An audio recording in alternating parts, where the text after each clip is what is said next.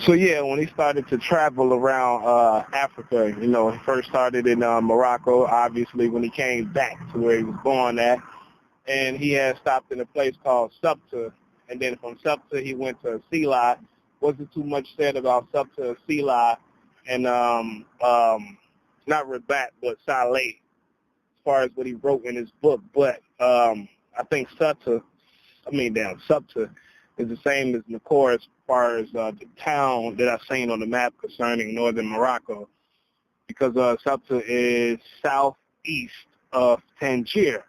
So when he left Subta, he went to Sela. As far as the history of Sela, that place existed, or at least in that region itself, since about like 1500 BC, because it used to be like a commercial spot for the Romans. And around that same time, so was Saleh, but Saleh was more of a port, even though Saleh was not exactly where it's at now, but it was a port. But after he left Sela, oh yeah, another part, yeah, as far as the Sela, it was inhabited also around 1030 AD by a Berber tribe that spoke an Arabian language. And like I said before, all this is already documented. Like I said before, that's like a big-ass hint to a lot of history prior to that point. If you are a Berber people that have been in Africa for about 7,000 years, now you're speaking an Arabian language when you didn't have this big immigration as far as Arabians or late Arabians coming into Africa until starting in the 7th century. So it's a lot of history before that as far as like within that area of the Sela.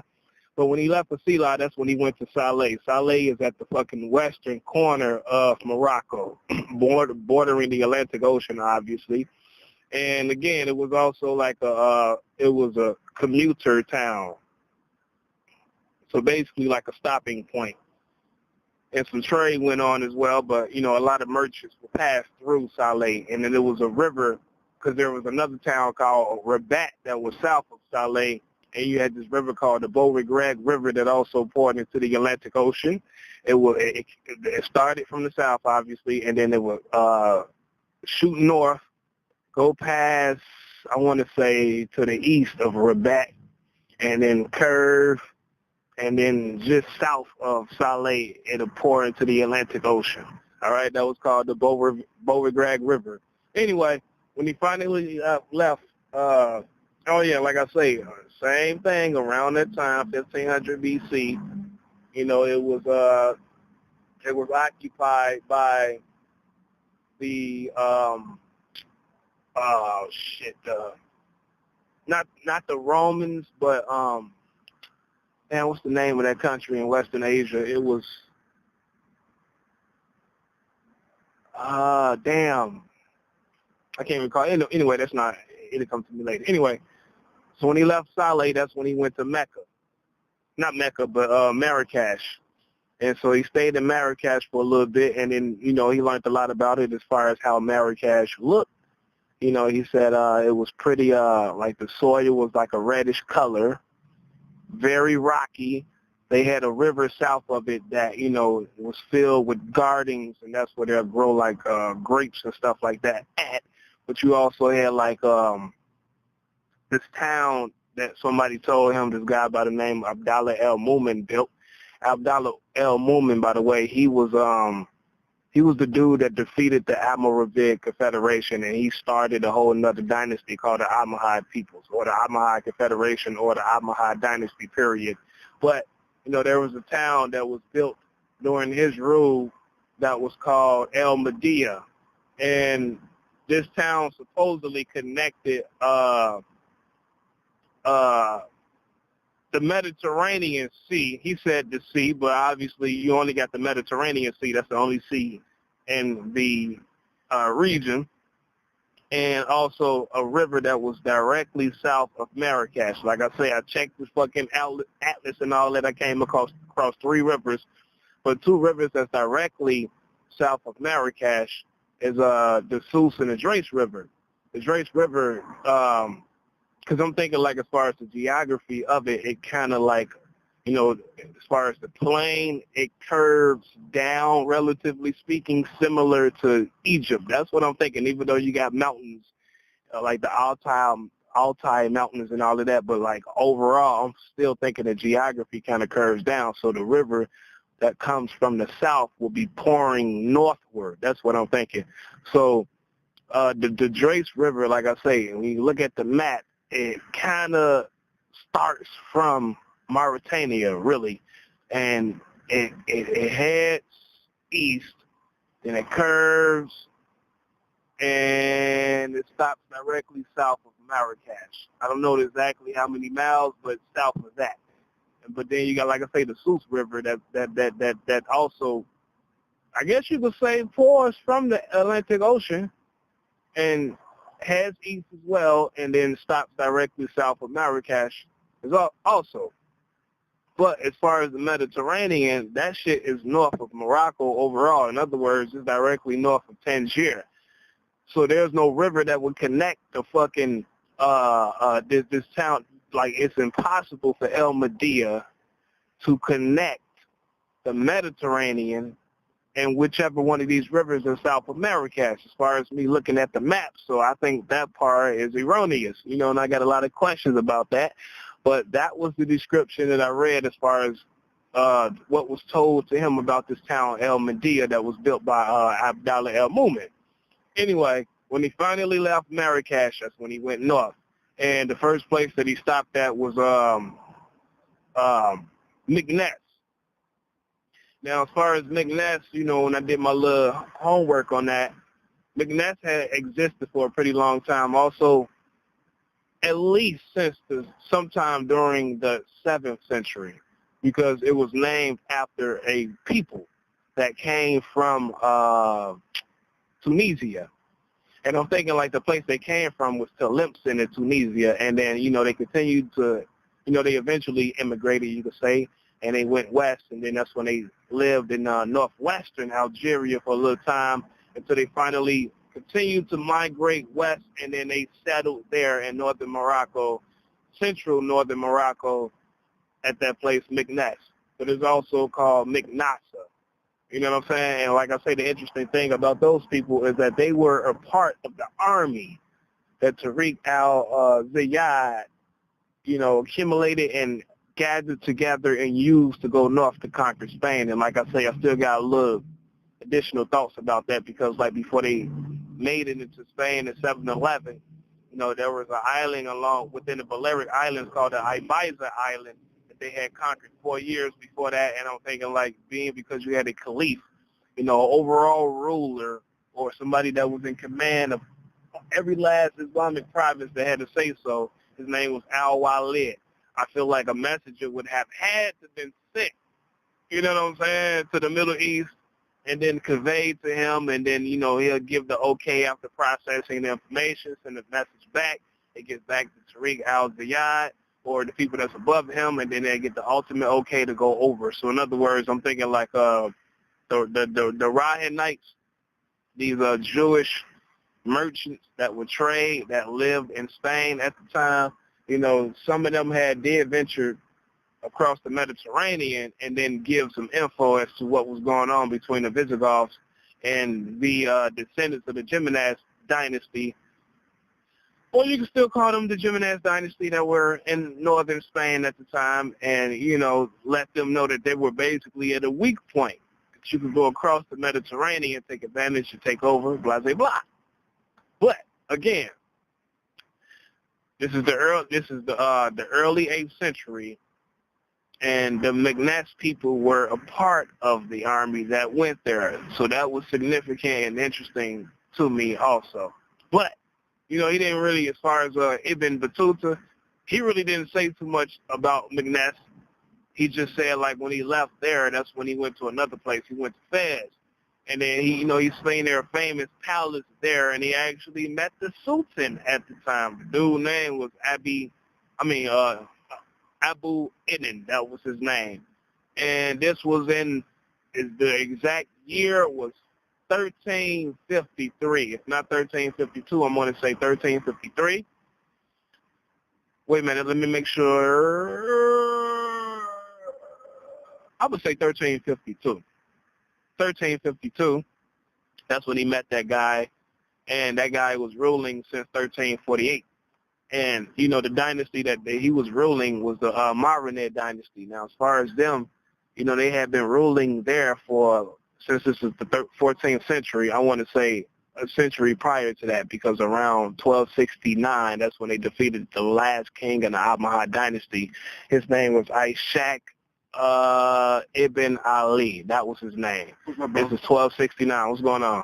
This is 1269. And they were already weakened at that point because it was a slave that had strangled that guy in the first place. And as far as like the McNesta place that I mentioned, you know what I'm saying, like there was a fortification there that the Marinid dynasty and their army had kind of trampled over, you could say. So then later on, after that point, that's when they made it into Marrakesh, and that's when they defeated the Almohad dynasty at the heart of where they resided at. So this is 1269, and again, it's still fucking interesting because, like, when I think about the overall historical picture, that was the same year that Marco Polo, you know, as a child, made his journey into China with his father, and he stayed for 17 years after that point, all right? Now, that was his father's second time making it into China. The first time he met this guy named Kublai Khan, they gave him an invitation to come back and bring some people that, you know, basically was learning their religion, etc. But as far as the parallel is concerned, that's the same thing that was going on during that time. But anyway, you know, so that's the guy that he met. And like I say, I feel like during that time, if Sultan Abu Enin was not the most preeminent ruler in Africa, excluding South Africa, Eastern Africa, and any other part that I don't know too much about, especially concerning this time period, then he was definitely an adversary to the ruler of the Malian Empire by that time. And I'm talking about a guy named Mansa Kita Suleiman. Mansa Kita Suleiman. That was his name. And he was like the second or third ruler after Mansa Musa. All right? Now, the reason why I think this guy was like at least the adversary at the least is only because from 1357, all right? This is after Ibn-Batutta had met him. Still, like from 1357, you know, he had conquered as far as Tunisia. So he had ruled northwestern Algeria as well as Tunisia. So you're talking about basically, you know, the whole of Morocco damn near all the way to Tunisia. Now, when I think about the map, like I say, the northern portion of Africa, you got Morocco, you got Algeria, you got Tunisia, then you got Libya, then you got Egypt. I'm talking about from Morocco, Algeria, and Tunisia, right? That's a vast fucking reach, not to mention any type of resources that you accumulate from the parts of those areas that you have subjugated. In other words, okay, because it's like this. Like right now, what I've been reading about the early history of Prophet Muhammad, all right? I'm at the point to where, like, okay, he got Medina. He basically was on his way of getting all of Mecca, if he didn't have it all at the time. Then he got, Taim, he got Fadak, and then he got Kabar. Now, especially as far as Kabar and Fadak and Taim, and more than likely, Wadi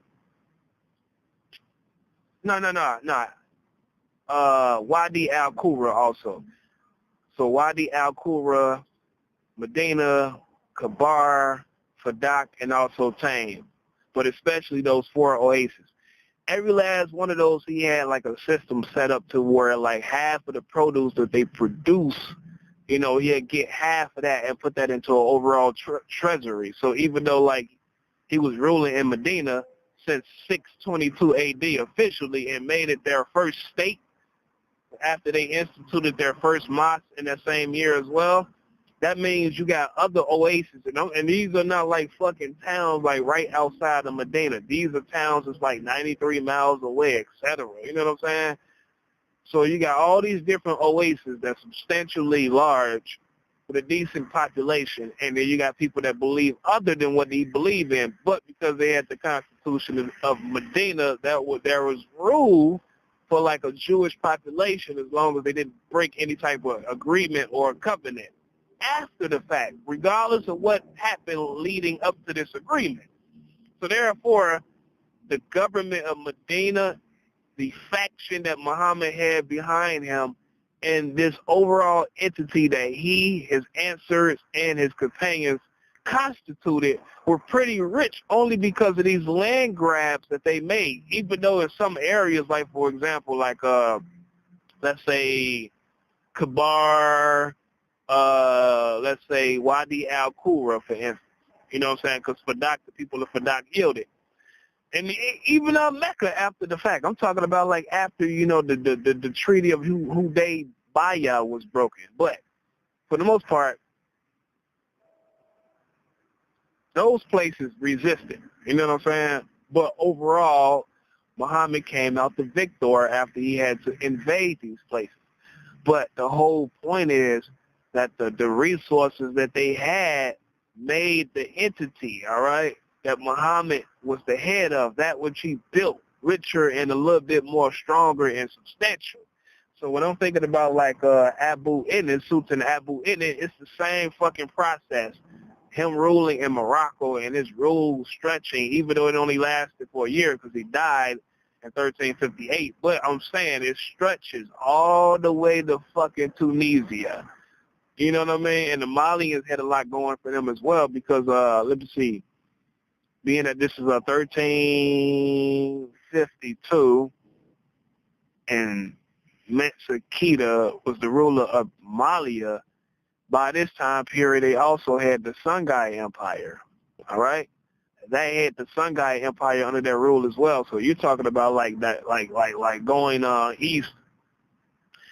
If you follow the river, the Niger River, and then you got to consider like other areas that's outside the bounds of Mali today that they also rule.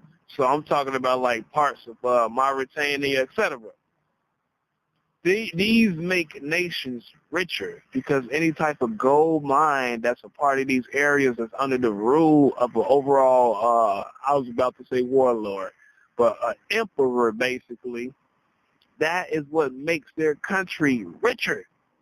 So I definitely feel like he was at least an adversary to the Malians at the time, excluding everybody else, the people in fucking Ethiopia or South Africa who I don't really know too much about as far as this time period.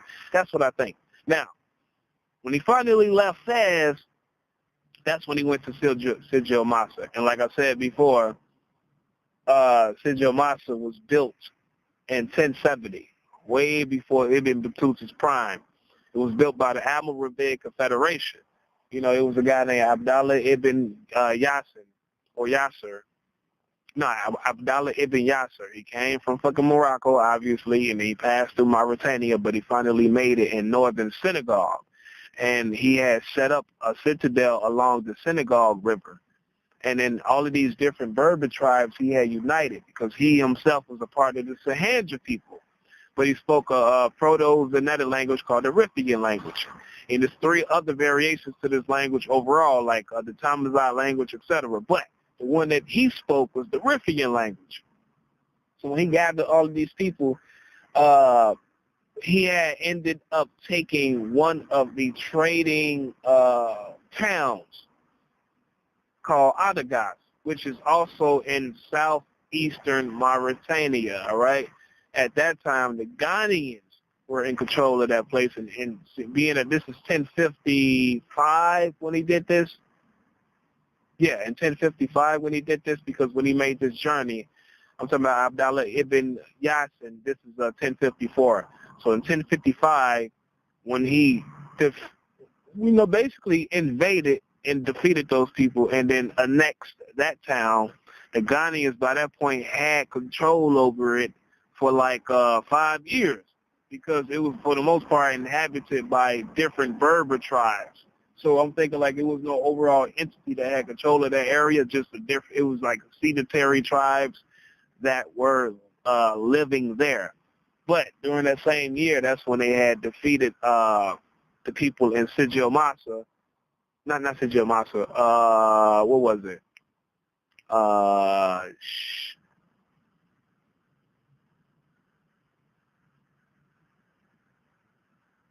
Yeah, I'm tripping. No, yeah, it was Sijil-Masa.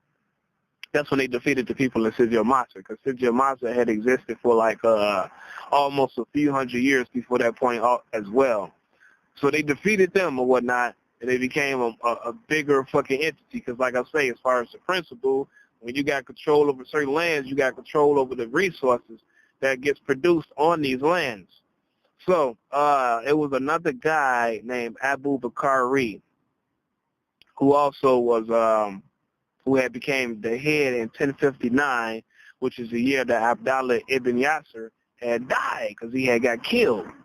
So in 1059, Abu Bakr Umar became the head. Now, as far as Yusuf Tashfin, I don't know what year that he became a ruler as well, because so-called Abu Bakr Umar ruled more so like the western district of it, and Yusuf ruled more so the northern portion of it.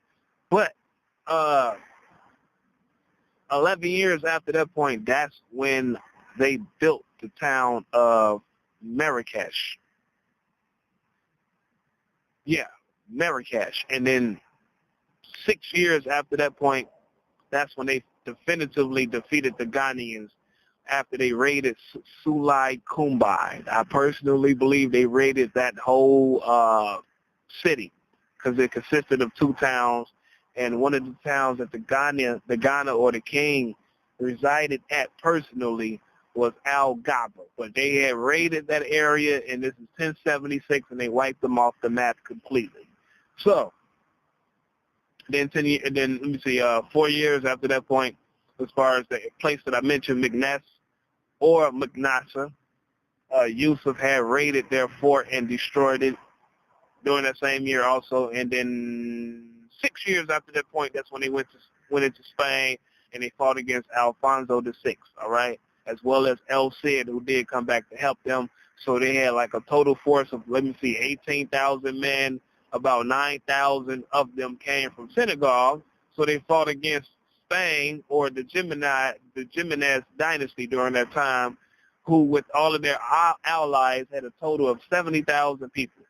Because what happened was somebody, I don't know what Islamic kingdom it was, but somebody had came across the Mediterranean and basically asked the Almoravid Confederation for assistance, which is also a little bit of insight to me because it lets me know that word does spread. And so as far as like going back to, when Muhammad was conquering shit, one of the reasons why the people of Tame capitulated, as they say, and didn't really put up a big fight is because they heard about what happened in Kabar, which is only like miles and miles away. You know what I'm saying? So word of mouth does spread as far as during those times we didn't have a phone or anything like that. But, that's when they, like I say, they decided to assist these people, these various kingdoms, Islamic kingdoms, and Spain. So you had 18,000 versus 70,000, and they defeated the northern Spaniards. When they defeated them, that's when they gained Spain as well, at least in the area of Andalusia. All right? And again, because they had control over that fucking area, they still are going to get a percentage of the resources produced by those people. It's the same thing even before that happened, because you had what was called razzias, which is called raids, that Alfonso VI's family, even though they ruled various portions of Spain, I'm talking about before he came into office. So we going back to Sancho II and all these things. I'm not going to get into all that, but the whole principle is this. Being that they had control over these various Islamic kingdoms, if they wanted help from them, they were obligated to send some of their soldiers in the form of taxes. But at the same time, I'm more than likely they got like a percentage of what they produce as well. So when the Almoravid Confederation defeated the northern Spaniards, they had control over Spain. So this is 1086, and they ruled or had their had Spain under their arm up until 1147 when the Almohad Confederation came into being under the leadership of Abdallah al-Mu'min, the same guy who supposedly built this town of El Mahdiya. That's how that whole little thing happened. But anyway, that's the history of Sidi al-Masr. So when he left Sidi al-Masr, he took a couple of merchants with him. He had travelers with him as well. Because as far as like Sidi al-Masr, there was a route, all right, from Sidi al-Masr into northern Mali to a place called Tagaza. So that was his next stop, and he ended up in Tagaza, and it took him about, based on what he wrote in his book, it took him between 15 to 20 days, which I still got a question about. But when he finally made it into Tagaza, he said there were black inhabitants for the most part, and you had merchants there. Also, people would travel into Tagaza. They would come from the south as well, but as far as like, the merchants coming directly from Sidi al-Masr, coming from Morocco, they'll come there and they'll trade for salt. And the goods that they would bring, or the commodities rather, the two main commodities, I'm sure there were others, even though he only mentioned two, were camel skins and grapes, which they had a vast amount of in Sidi al-Masr as well. So they'll trade that for salt. Now, the merchants themselves, based on what Ibn-Batutta said, didn't dig or coil the salt directly from the ground. It was the inhabitants that lived there, the black Africans, that would do that. And then they would carve them up in like block shapes. But he said like almost like in table shapes, but basically in fucking shapes of blocks. And then they'll break it down and dish it out, and that's how they'll make their trade. The merchants would never touch the fucking salt. Like, they would never dig the shit up from the ground. Only the people that lived there. But this population was Islamic because they had a mosque built there also. Now, another thing that I thought was interesting is like, like I say, I feel like if you're younger and you hear stuff like this, you might have the impression that these people had huts. That's all they had. They didn't have it. They had like, solid structures. Of course, that was also built out of salt, but it was also made, you had camel skins, that which was imported into their town that they would use for like wall covers also. You know what I'm saying? I guess like the inner portion and the outer portion as well. So that's what their structures were built out of, salt and camel skin. And as far as the water, Ibn-Batutta said their water was a little nasty and poisonous, so they have to go outside of this oasis to other places in order to bring water there. Based on what I read, they did it through increments. So they'll get like buckets of water and bring it there. That's how they did it. Now let me see what else. I think that's about it. I did wonder like were they completely autonomous? You know what I'm saying? Because like when I think about let me see, who was it? I think Abu Bakr. It couldn't have been. Because Abu Bakr, he died in, what was that, 1085 or something like that. Not, because, like I said, they went into Spain in 1086. I forget exactly what year, but it was like a little bit before that, so it had to be Abdallah ibn Yasir. He died in 1059, but he was so-called killed by a Malian tribe. And I'm thinking they could have been the people in northern Mali, you know what I'm saying? But I still wonder, like, were they completely autonomous or were they also under the rule of the Malians overall? I wonder about that. I feel like that's a good question. But anyway, they had finally left to Gaza. I feel like I'm forgetting something. Hopefully I'm not. Am I forgetting some shit? No, I don't think so. Anyway, we left to Gaza, and then, he also said that, as far as how it looked there, You know, it wasn't like Sigil Massa. It wasn't like Marrakesh. He said it was barren, basically. You know, outside of these concrete structures that they had and the way that they operated and then the religion that existed there, it was pretty barren. You know what I mean? Like I say, the water was poisonous. It was not healthy for you to drink. But you rarely found trees there. That's what he said. And it's like as far as people that's coming from the south, he said they'll come there to get salt and then leave. Obviously, you know, the trade or whatever. And I'm thinking, like I say, it got to be the merchants coming from either Timbuktu or Gayo, because those are like the two major towns directly south of Gaza, even though Timbuktu would be more like southwest and then Gayo would be southeast along the Niger River.